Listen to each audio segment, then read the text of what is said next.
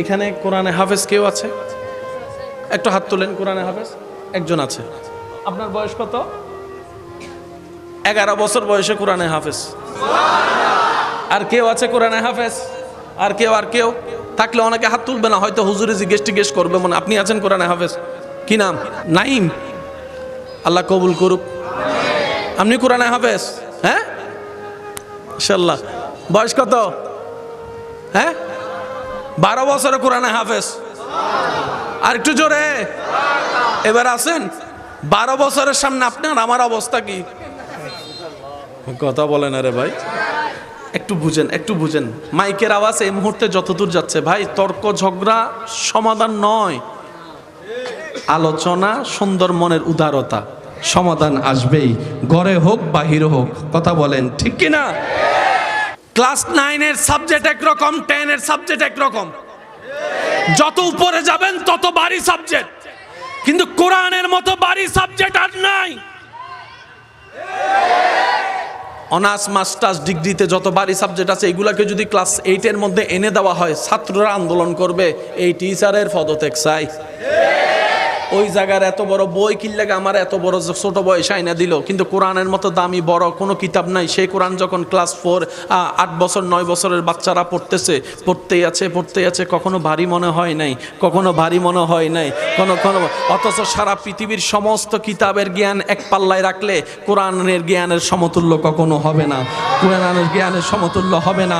বড় চমৎকার বিষয় কি জানেন? কোনো একজন ছাত্রকে যদি তার পড়া সম্পর্কে জিজ্ঞেস করেন, অনর্গলভাবে কখনো কেউ পড়তে পারবে না, কিন্তু একজন 8 বছর 9 বছরের বাচ্চাকে যদি আপনি কোরআনের পারা উল্লেখ করে, পৃষ্ঠা নম্বর উল্লেখ করে শুধু বলবেন পড়তে, দেখবেন 2-3 সেকেন্ড যেতে না যেতেই অনর্গল পড়া শুরু, কোরআন তেলাওয়াত, অনর্গল পড়া শুরু, কোরআন তেলাওয়াত। সুবহানাল্লাহ, সুবহানাল্লাহ, সুবহানাল্লাহ।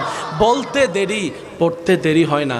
আপনি হঠাৎ স্টপ করায় বললেন 4 পারার 3 নম্বর পৃষ্ঠা থেকে বলো, বলতে দেরি, পড়তে দেরি হয় না।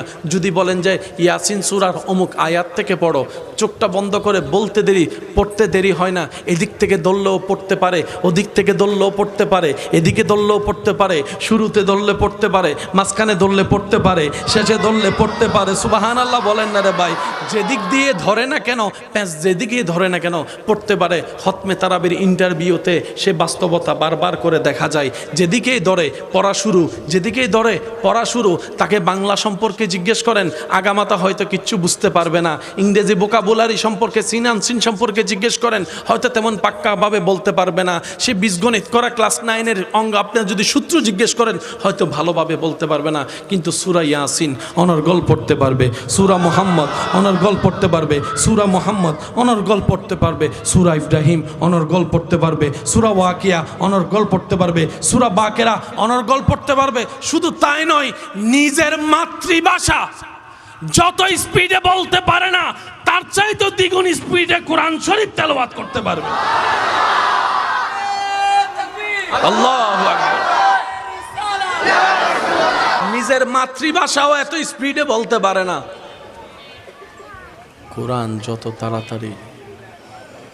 এবার আমি সবার একটু মনোযোগ চাইবো। আপনারা কি বলেন আগে না ব্রেনে আসে আগে? আপনারা যেটা বলবেন আমি সেটা বলবো। মুখে বলা আগে আসে নাকি ব্রেনে আগে আসে? ব্রেনে চিন্তা করেই তো বলেন। চিন্তা করার জন্য একটা টাইম লাগে না? তোই বলা। কিন্তু একজন হাফেজকে পড়ার সময় দেখবেন সে চিন্তার টাইমও নেয় না। সুবহানাল্লাহ বলেন না রে ভাই। আপনি ভেবে বলেন আর মুখস্থ বলেন, বলার আগে কিন্তু আপনাকে একটু ভাবতেই হবে। বাবা ছাড়া কখনো বলা যায় না, কিন্তু কোরআন হাফেজ যারা আছে তাদেরকে একটু পড়তে বলবেন।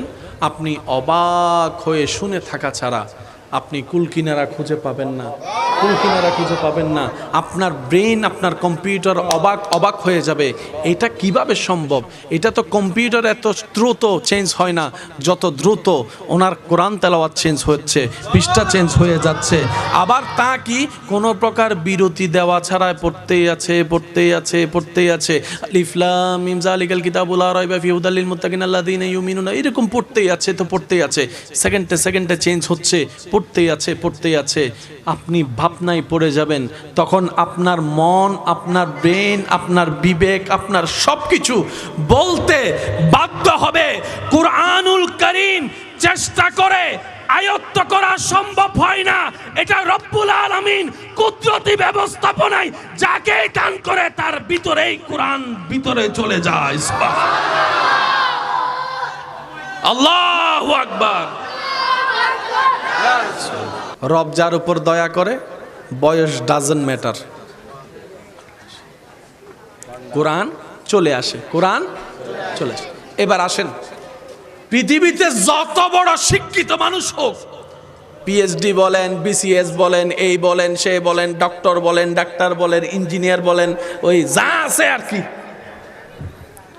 সার্টিফিকেটের কোনো অভাব। সুতরাং ওনার চাকরি পাওয়ারও তেমন কঠিন বিষয়, বেতনও তেমন কম হবে না। অনেক বলেন না, যার সার্টিফিকেট বেশি তার অভিজ্ঞতা বেশি হলো তা আরো বেশি। চাকরি পাওয়ার আগের দিন হঠাৎ করে উনি মানে আগের মতো কাজ, বলেন না আগের মতো কাজ, সার্টিফিকেটের কোনো অভাব, কিন্তু ব্রেন আগের মতো কাজ, এক কথায় ফলেরই। চাকরি দিবে আর কেউ? শুনি নাই আমি। স্যার স্যার আসেন, স্যার অফিসটা আপনার, স্যার আপনি সপ্তাহে 3 দিন ক্লাস করলেও হবে। কেন? ওনাকে যা দিয়ে হায়ার করেছেন সবগুলা যেখানে সেভ ছিল সে জায়গাটাই, কথা বলেন না, সে জায়গায়। এখন উনি আর আগের মতো কম্পিউটার চালাইতে পারে, আগের মতো ছাত্র পড়াইতে পারে, আগের মতো ইঞ্জিনিয়ারিং করতে পারে, আগের মতো কাজ করতে পারে, আগের মতো ডাক্তারি করতে পারে?